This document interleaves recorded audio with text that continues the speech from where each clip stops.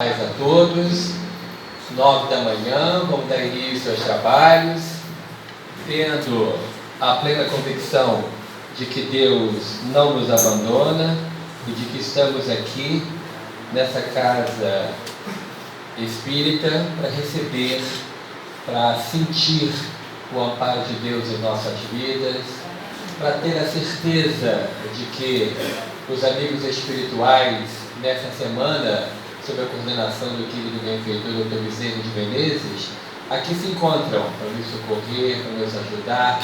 É muito importante, então, desligar o pensamento com tudo aquilo que ficou lá fora, para nos deixar envolver pela espiritualidade presente, a nos ajudar, a nos abençoar, a dar forças para a nossa luta.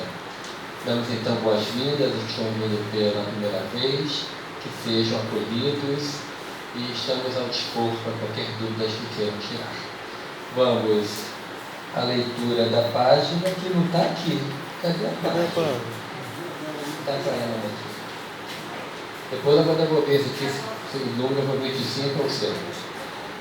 Ainda quando no livro Coragem, o Espírito Ebatuíra, o médium Francisco Cândido Xavier, e diz assim: sim, meus amigos, recordemos a palavra de Paulo, o apóstolo da libertação espiritual.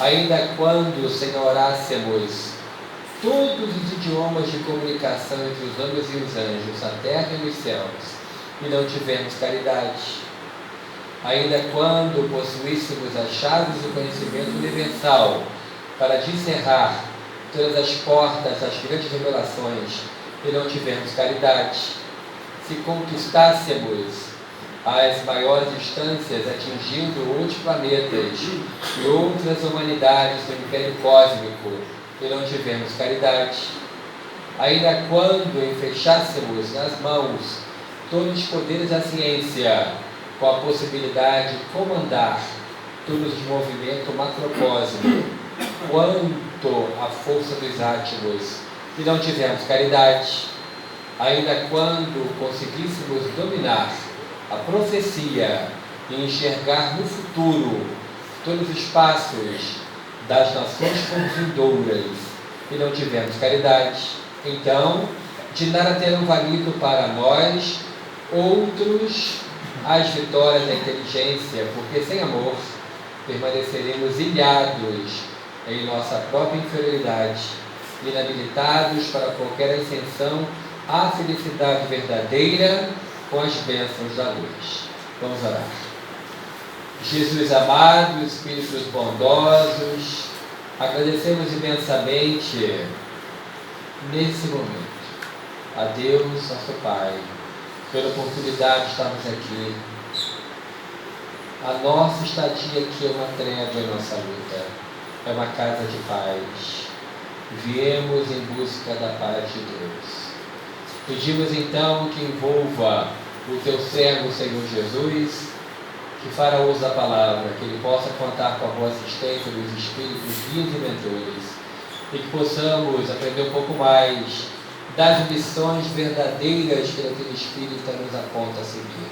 Se conosco, guia-nos hoje e sempre. Que assim seja, graças a Deus. O nosso companheiro Jorge está com a palavra. Vamos ouvi-lo com atenção e carinho. Eu já volto.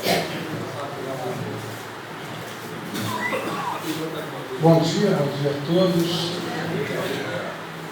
Vamos conversar um pouquinho sobre a doutrina.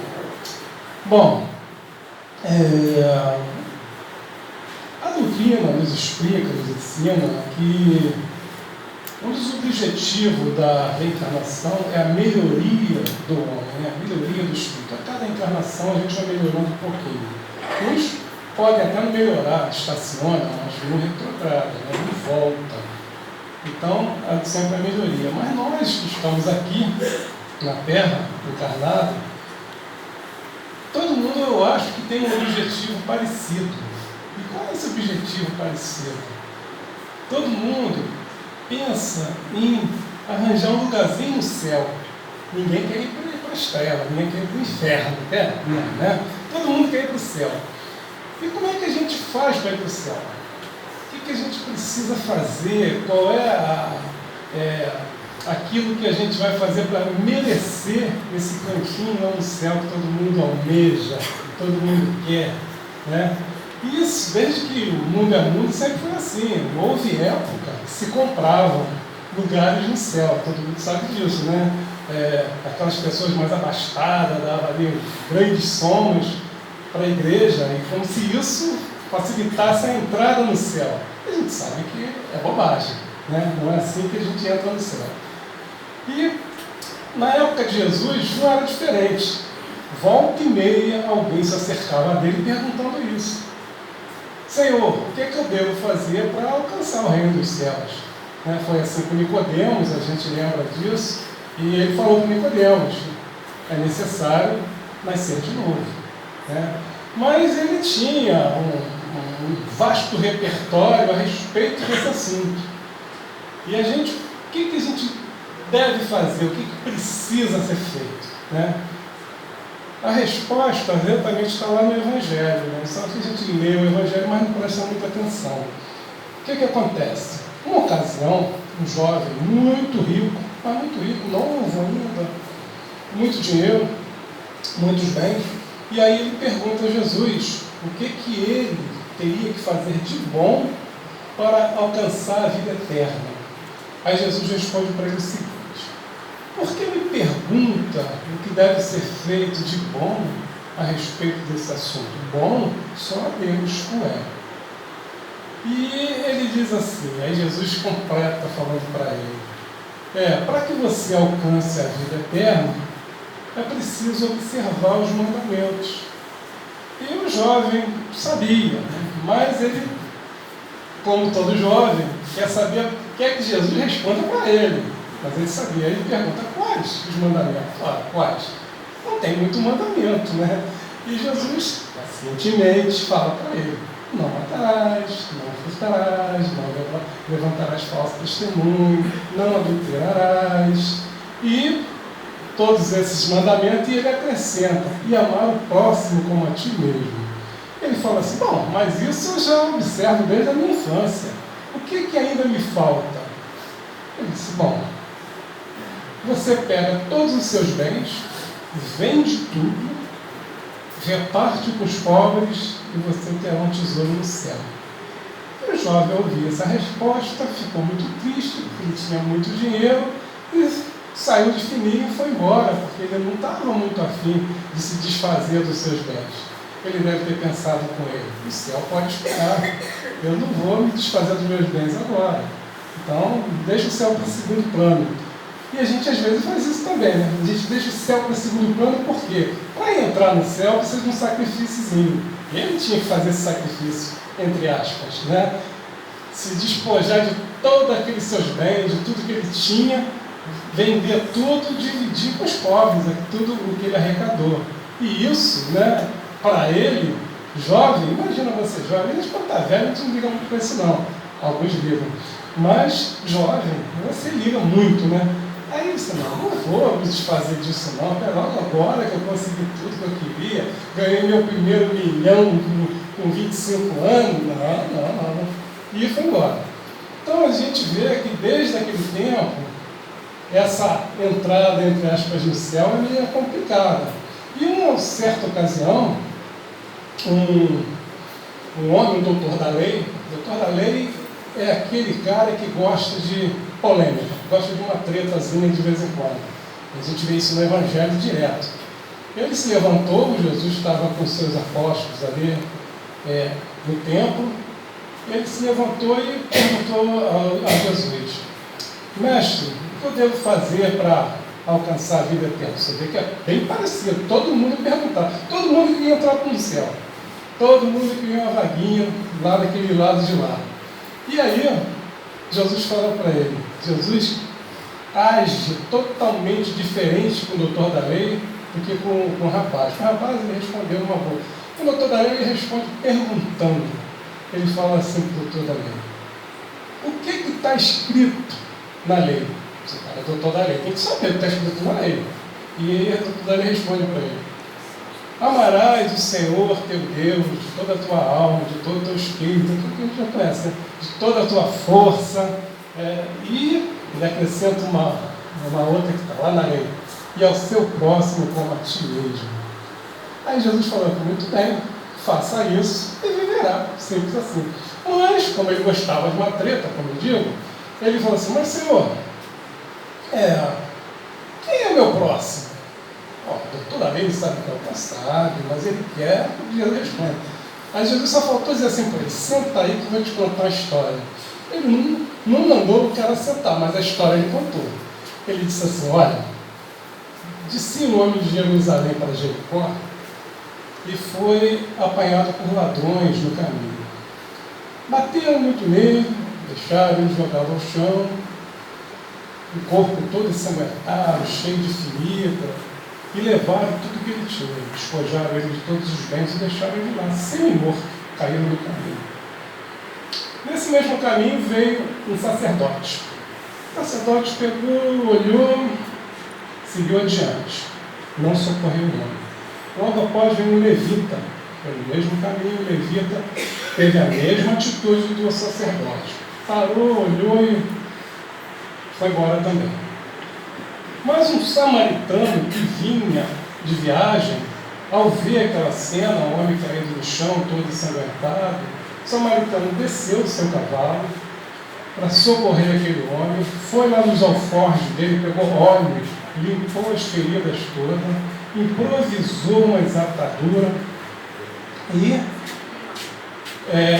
colocou o homem no cavalo, levou até uma estalagem, uma hospedaria, levou até uma hospedaria e cuidou daquele homem naquela noite. No dia seguinte, ele foi seguir viagem, tirou 2 denários, que era a moeda da época, e deu para o homem da hospedaria e falou para ele, olha, tudo que você gastar mais, cuida bem desse homem, tudo que você gastar mais com ele, quando eu retornar da viagem, eu passo por aqui e reembolso você. E seguiu viagem. E aí Jesus pergunta para o doutor da lei. Jesus não responde para ele, sempre pergunta para ele. O que te parece desses 3 que foi o próximo daquele que caiu no poder dos ladrões? O doutor da lei responde, aquele que usou de misericórdia com ele. Pois é, então você faça isso, você viverá. Então você veja só, essa parábola do bom samaritano, por que Jesus usa o bom samaritano como aquela pessoa, aliás, o samaritano como o bom, aquela pessoa que realmente faz alguma coisa, e não o sacerdote e não o levita. O samaritano tinha lá uma rixa antiga com os judeus, desde lá do tempo das 12 tribos de Israel. As 12 tribos teve lá um racha, ficou 2 para o sul, 10 para o norte, e do sul ficou a Judéia. O norte ficou a Samaria e mais as outras. E a Samaria era como se fosse a capital dos dissidentes. E desde então, judeus e samaritanos não se ficavam. E isso está bem claro também lá no Evangelho de João, quando Jesus encontra aquela mulher samaritana no poço de Jacó. Ele está com os seus discípulos, os discípulos se adiantam, ele fica sozinho, porque ele sabia que ele ia encontrar com aquela mulher ali. E aí ele está sentado ali no poço de Jacó e ela vem para tirar água. Ela vem e observa, sabe que é um judeu, judeus e samaritanos não se falam, e aí ele diz assim para ela, dê-me água para beber. Aí ela olha para ele e diz assim, mas como tu, judeu, me pede que sou uma samaritana? Água. Aí já começa aquele mal-estar, mas ele evidentemente já sabia o que tinha que acontecer. Ele ameniza aquela situação e aí começa um diálogo entre os dois sobre essas rixas de judeus e samaritanos. Aí ela diz assim para ele, Senhor, porque na época, veja bem, na época, para adorar a Deus, você tinha que ir a Jerusalém, no templo de Jerusalém. Mas depois desse racha, os samaritanos fizeram o templo no Monte Garizim. Então eles não iam para lá, eles adoravam a Deus no monte. Aí ela fala assim para ele, Senhor, nossos pais, porque eles já vinham de muito tempo, desde lá dos 12 anos de Israel, ela diz assim para ele, nossos pais adoravam a Deus aqui nesse monte. Mas o Senhor, quer dizer, o Senhor que ele era judeu, não que ele dizia isso, os judeus diziam isso. O Senhor diz que a gente, para adorar a Deus, tem que ir em Jerusalém. Você vê, já tinha um racha religioso naquela época, né? O negócio era complicado. Aí ele diz assim para ela: haverá um tempo que os adoradores do Pai não adorarão nem aqui no monte, nem em Jerusalém, mas adorarão o Pai em espírito e verdade. Então você vê que não precisa entrar em igreja nenhuma, em templo nenhum, para adorar a Deus, em espírito e verdade. Isso lá atrás, quando ele fala para ela. Então, você vê que esse racha de samaritanos e judeus era antigo. E ele veio exatamente para tentar acertar essa dissidência, né, essas coisas que aconteciam. Então, por que ele usou o samaritano? Exatamente isso. O samaritano era considerado herético, era considerado raça impura, porque casavam com gentios e aquela coisa toda. Então, eles eram sempre relegados a segundo plano. E Jesus usa o samaritano como um bom homem, mostrando que os sacerdotes, que eram uma autoridade grande no templo, os levitas eram uma casta um pouco inferior, mas os levitas também faziam serviços religiosos no templo. Então você veja que dois religiosos não socorrem o homem. Seria de esperar que sim, certo? Normalmente, né? O religioso vai dar a mão no caído. Não foi o que aconteceu na parábola. Por quê? Ele traz o samaritano para mostrar que, às vezes, de onde menos se espera que vem socorro. De onde aquela pessoa que a gente acha que não vale nada, que não é de nada, que não tem religião nenhuma, às vezes é até ateu, mas tem o sentimento. E às vezes é o sentimento, porque a questão é o sentimento e não a religião. Você pode ser religioso, pode andar com a Bíblia embaixo do braço, mas você pode não ser tão caridoso. E aquele que não faz nada disso vai ter muito mais caridade, muito mais misericórdia do que você. Então é isso que Jesus quis mostrar, colocando o samaritano, que era uma figura totalmente assim, abominada pelos judeus da época, e para mostrar que samaritano é aquele cara que perdeu até um dia de viagem para ficar com aquele homem ferido lá na hospedaria, para viajar no dia seguinte. Então ele mostra que a gente precisa, e a gente quer um lugarzinho no céu, um cantinho lá naquelas plagas celestes. A gente precisa da caridade. Amar o próximo como a ti mesmo. Se a gente não fizer isso, dificilmente a gente vai conseguir esse lugarzinho no céu. Eu acho que vai ser meio difícil. Tem uma canção que eu gosto muito, SP. SP fala, Cira de São Paulo. Então fala sobre São Paulo. E tem uma frasezinha que ele fala assim: aqui ninguém vai para o céu. Então, acho que não é só em São Paulo, não. Eu acho que na Terra, quase que bobear, ninguém vai para o céu. E a gente vai acabar contando nos dedos de uma mão quem tem condição de arranjar um lugarzinho do lado de lá. Porque a gente faz uma autoanálise. Como que eu estou de amor ao próximo, de amor a Deus, né? Se a gente começar a fazer uma análise rigorosa, a gente já vai se condenando de cara. Não é? É verdade, a gente para pensar, a gente fala assim, mas o mundo está violento, esquece o mundo violento, esquece as coisas que estão acontecendo, corrupção, esquece tudo, esquece você, foca em você, sabe você, eu. O que eu fiz de bom hoje? Saí de casa, o que eu fiz de bom? Atravessei uma pessoa que estava com dificuldade no sinal, arriscado os dois ser atropelados. Em São Gonçalo principalmente. Eu falo isso porque eu ando todo dia na rua e eu atravesso com o sinal fechado e com o carro passando na minha frente, mas eu já conheço. Quem não conhece vai ser atropelado. Né? Então, São Gonçalo, perto da minha casa, beleza, ali para ser atropelado, beleza. Então, por quê? Porque os caras não respeitam o sinal em São Gonçalo. Então você vai atravessar uma pessoa, a boa vontade, praticando a caridade. Aí depois você é atropelado junto, o cara assim, poxa, tá vendo? Fui fazer o bem e me dei mal. Gente, a gente não pode pensar assim. Fazer o bem é uma condição que a gente tem de angariar alguma coisa no mundo celestial, lá no reino dos céus, como Jesus nos fala. Então, para a gente alcançar esse reino dos céus, a gente precisa exercitar essa misericórdia, exercitar a caridade, a humildade. Amar o próximo é fazer o outro, como o cara diz ali, fazer ao outro o que você gostaria que outros fizessem.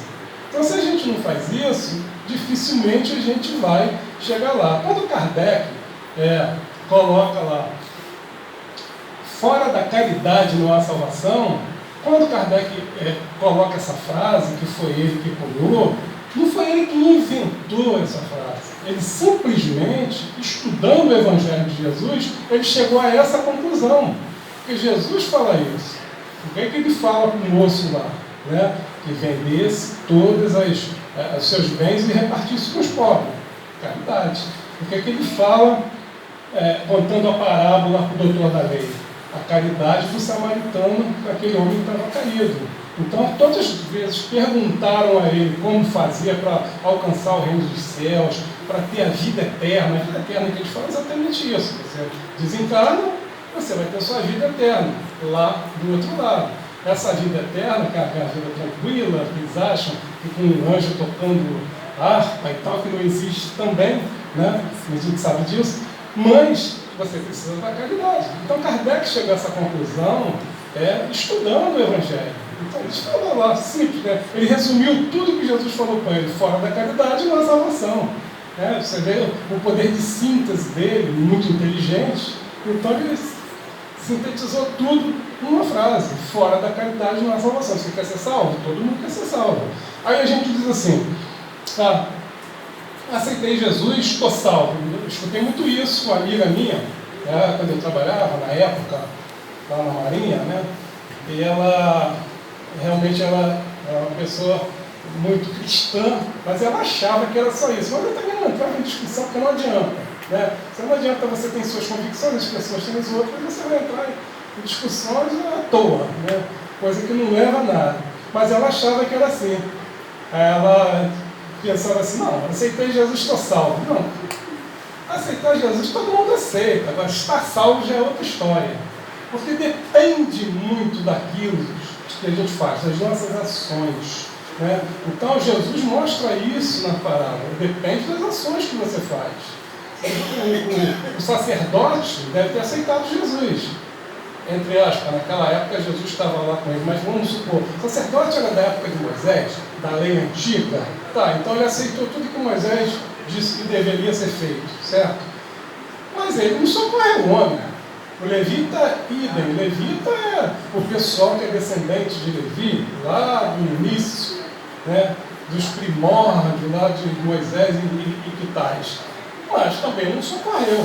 Então o outro que deveria ser o cara que não aceitou ninguém, que não sabia de nada, estava viajando a cavalo, se divertindo, foi lá, socorreu o homem que estava caído no chão. Então, são essas coisas que a gente precisa atentar. Não importa a religião que a pessoa tenha, ou que não tenha religião nenhuma, né? O importante é o sentimento. A questão do amor, da caridade, essas coisas todas, passa pelo coração. Se você não tem sentimento, não adianta ter religião nenhuma também. Porque se o ateu não fizesse, ele não fez porque é ateu. Tá. E por que o religioso não fez? Por que o religioso ora todo dia e não socorre o irmão que caiu no chão? Não estende a mão para ele? Porque falta no coração. Esse é o grande detalhe. Não adianta a gente estar nas letras.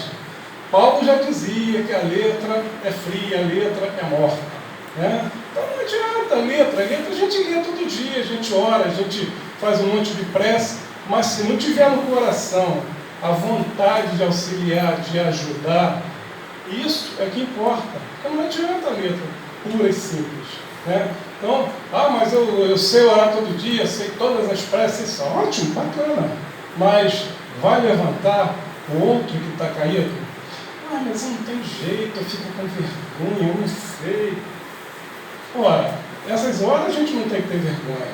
Um ser humano é um irmão nosso em Deus que está caído no chão, que está precisando ser levantado. No caso da parábola, literalmente ele estava no chão. Mas no nosso caso, no nosso dia a dia, às vezes a pessoa não está literalmente no chão, mas está arrasada com alguma coisa, com uma depressão, com uma perda. Você olha para aquela pessoa e diz, gente, preciso conversar com ela.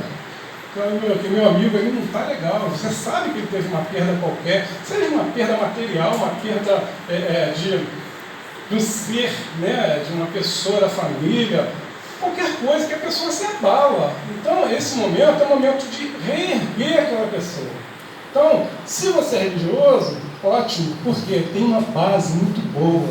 O Evangelho é uma base muito boa para auxiliar nesse soerguimento que aquela pessoa precisa. Se você não tem religião e não conhece o meio do Evangelho, mas tem amor no coração, você também consegue. Porque você chega e diz à pessoa, não, calma, é assim mesmo, a gente mais vai superar, amanhã vai ser um dia melhor. As coisas acontecem assim, hoje está assim, está nublado hoje, mas amanhã tem sol. Foi assim essa semana? Essa semana ficou nublado, esse final de semana tem sol. Então a gente usa essas analogias para entender que a vida da gente é assim. Um dia chove, um dia nublado, outro dia tem sol, outro dia tem alegria, um dia tem tristeza. E são esses altos e baixos, que nem roda gigante. Uma hora está lá em cima, outra está embaixo. Então é assim, a vida da gente é assim. Então a gente não pode simplesmente desistir da vida. E quem está de fora e pode auxiliar, pode estender a mão, pode levar uma palavra, ótimo. Se tem a base religiosa, melhor ainda, porque você tem como levar uma palavra que Jesus trouxe para nós. E a gente pode compartilhar aquela palavra com aquela pessoa que está precisando. Se a gente não tem, a gente tem o sentimento do amor, da caridade, que o sentimento pode fazer com que aquela pessoa também se sinta melhor. Então depende de cada um auxiliar o outro, porque isso vai ser aquele cantinho do céu que a gente está querendo. Pode não ser um apartamento com vista para o mar, mas se for uma cabana, já está bom a beça, né? Lá no céu que todo mundo quer. Agora, se a gente não se movimentar, não movimentar as mãos, não fazer nada de bom em favor do outro, essa cabana lá ninguém vai conseguir não. A gente vai para um outro lugar que não vai estar muito legal. E a gente precisa da caridade para ser esse passaporte que a gente quer para ir lá para o céu. Então, Kardec colocou lá, fora da caridade não tem salvação, não há salvação. Então a caridade é tudo, né? E Kardec, estudando esse evangelho que Jesus vem mostrando para cada um que deve ser feito, né?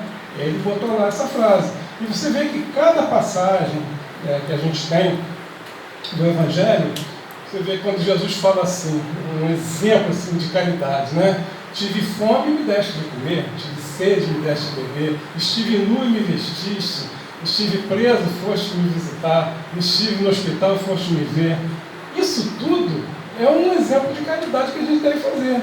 Visitar quem precisa, doar roupa para quem precisa, alimentação, água. Está lá no Evangelho, não é invenção nossa, está lá no Evangelho de Jesus, quando ele fala isso para os apóstolos. Aí os apóstolos falam assim para ele, mas Senhor, quando foi que te vimos com essas necessidades todas? Nunca, né? Jesus nunca teve essa necessidade. Aí ele diz assim, quando vocês assistirem alguém em meu nome com essa necessidade, é a mim mesmo que estão fazendo. Então, se você quer fazer alguma coisa para Jesus, e em nome de Jesus, a hora é essa, né? É visitar um asilo, uma prisão, que a gente também é aquela história, né? Ah, está preso porque merece. A gente não pode julgar ninguém. Por que eu julgo uma pessoa que está presa? Cometeu um crime? Quem sou eu para julgar? Eu sei do meu passado, por acaso? Né? Eu não sei do meu passado. Hoje eu estou reencarnado aqui, parece que o negócio está mais ou menos. E no passado? Fui um criminoso também, um assassino?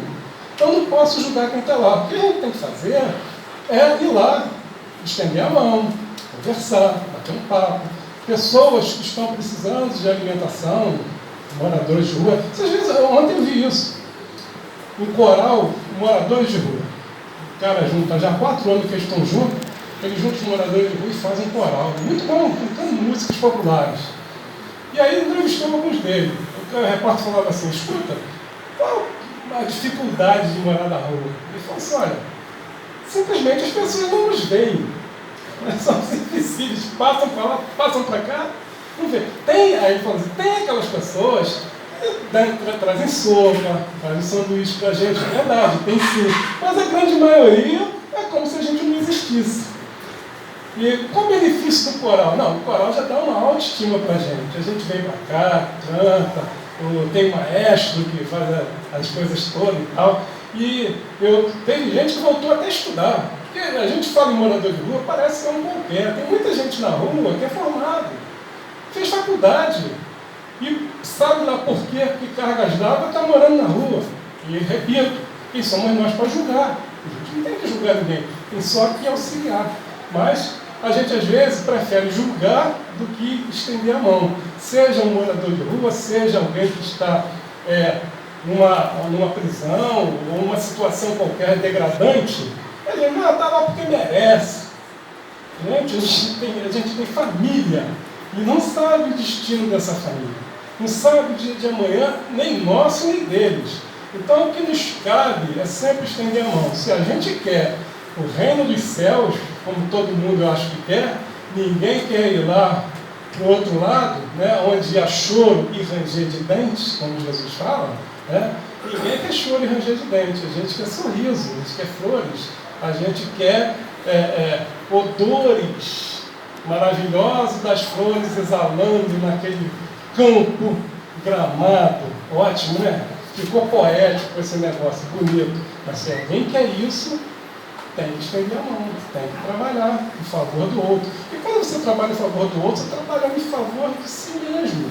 Porque tudo que você dá de bom retorna para você. E a recíproca é verdadeira quando é ruim também. Tudo que você emite de ruim mentalmente, o famoso roga-praga, volta para você também. Aí depois você diz assim, eu não sei o que acontece as coisas comigo. Faz uma autoanálise. O que é que você anda enviando mentalmente para as pessoas? Né? De repente é isso. A coisa vai lá e bate e volta. Né? Às vezes a parede lá é de borracha, não é de tijolo. Bateu, voltou, vai atingir quem? A pessoa que mandou para lá. Então você tem que sempre enviar coisas boas. Porque se as coisas tiver que voltar, volta para você coisas boas, não vai voltar coisa ruim. Então, gente, se a gente quer realmente o reino dos céus, não precisa mais perguntar a Jesus. É só fazer o que ele já recomendou para o moço rico e na parábola do bom samaritano. Né? Ele já recomendou isso. Amar o próximo como a si mesmo. Então, se a gente fizer isso, ou pelo menos tentar fazer, garanto a você, se a gente não tiver uma mansão, uma cabana está lá reservada, pelo menos isso. Obrigado e vamos refletir nesse assunto.